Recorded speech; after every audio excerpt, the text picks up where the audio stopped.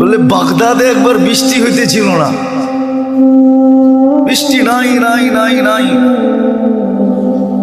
তো সুন্নত অনুযায়ী বাগদাদের ওলামা আল্লাহওয়ালা মানুষ সব বাগদাদের জামে মসজিদে জমা হয়েছে। ফজরের পরে ফজর পড়ছে, এশা পর্যন্ত দোয়া করছে, কিন্তু বৃষ্টির কোনো চিহ্ন হয় নাই।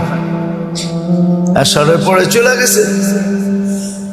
তো মালিক ইবনে দিনার রহমতুল্লাহ আলাইহি বলেন, আমি বসা ছিলাম মসজিদে, তো দেখলাম এক জীর্ণ শীর্ণ গোলাম, জীর্ণ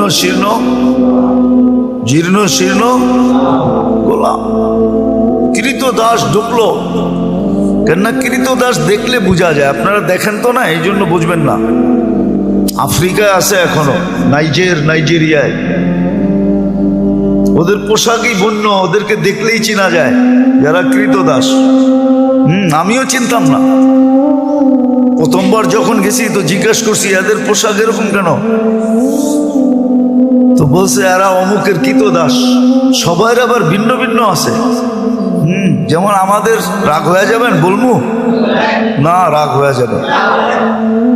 আমাদের যেরকম কিছু লোককে দেখলেই বোঝা যায় উনি কোন দরবারের সাথে সংযুক্ত, টুপি দিয়া, পাঞ্জাবি দিয়া, এমনকি পকেট দিয়েও বোঝা যায়।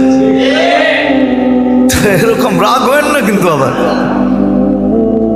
তো ওই দেশে এরকম বোঝা যায়, প্রত্যেকের আলাদা, গোলামের কৃতদাসের আলাদা আলাদা ইউনিফর্ম আছে, দেখলে বোঝা যায় এটি ওনার।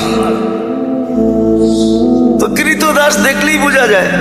আইসা ঢুকছে, সাধারণভাবে 2 রাকাত নামাজ পড়ছে।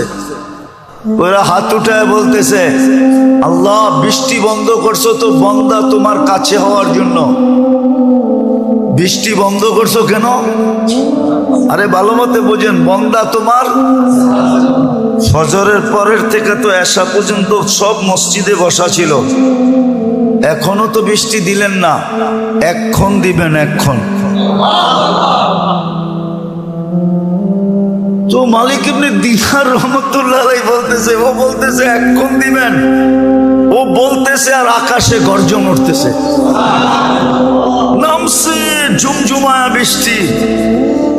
আমিও আটকায় গেছি, ও আটকায় গেছে। বৃষ্টি যতক্ষণ বর্ষণ হওয়ার প্রয়োজন ছিল বর্ষণ হয়েছে। ও মসজিদ থেকে বাহির হয়ে চলে গেছে, আমি দূরত্ব নিয়ে একটু পিছে গেছি, যায় কোথায়